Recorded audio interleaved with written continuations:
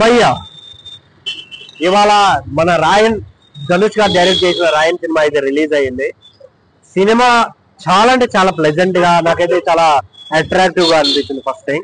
ఎందుకంటే ఆ script writing లో కొన్ని డైలాగ్స్ కావచ్చు అండ్ ఎవరినైతే ఆయన చూస్ చేసుకున్నారో క్యాస్ట్ ని చాలా చాలా చాలా బాగా చేసుకున్నారని అయితే చెప్పుకోవాలి. మెయిన్ గా దీంట్లో ధనుష్ గారి క్యారెక్టర్ కానీ, ఎస్జే సూర్య గారి క్యారెక్టర్ కావచ్చు, సందీప్ కిషన్ గారి క్యారెక్టర్, ఇంకోటి మన హీరోయిన్స్ క్యారెక్టర్స్ కానీ వేరే లెవెల్ గా ప్రజెంట్ చేశారు అనే ఫీల్ అయితే వస్తుంది. ఆ లుక్ ని చాలా రిచ్ గా మనం ఎప్పుడైతే ఈ అసురన్ సినిమా ఇవి చూసామో ఆ ఫీల్ ని మనకి తీసుకొచ్చారు ఈ సినిమాతో.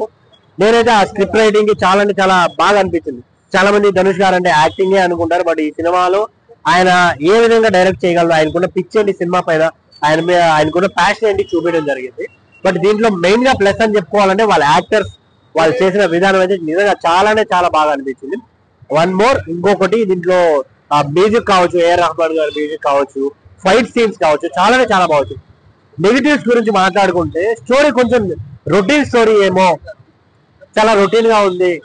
సేమ్ రిలేషన్షిప్ గురించి, ఆ ఫైట్స్ గురించి, వాళ్ళిద్దరి మధ్య జరిగే సిచ్యువేషన్స్ ని సేమ్ గా తీసారేమో అనే ఫీలింగ్ అయితే వచ్చింది.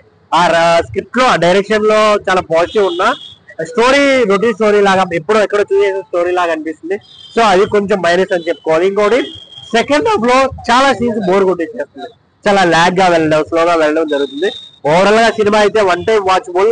థియేటర్కి వచ్చిన వాళ్ళు ఆ క్యారెక్టర్ ని కొంచెం లేనమైపోయి చూడటం అయితే జరుగుతుంది తప్ప అంతకు మంచి బొమ్మ బ్లాక్ బస్టర్ అని చెప్పుకోదగినంత సినిమా అయితే కాదు అని నా ఫీలింగ్.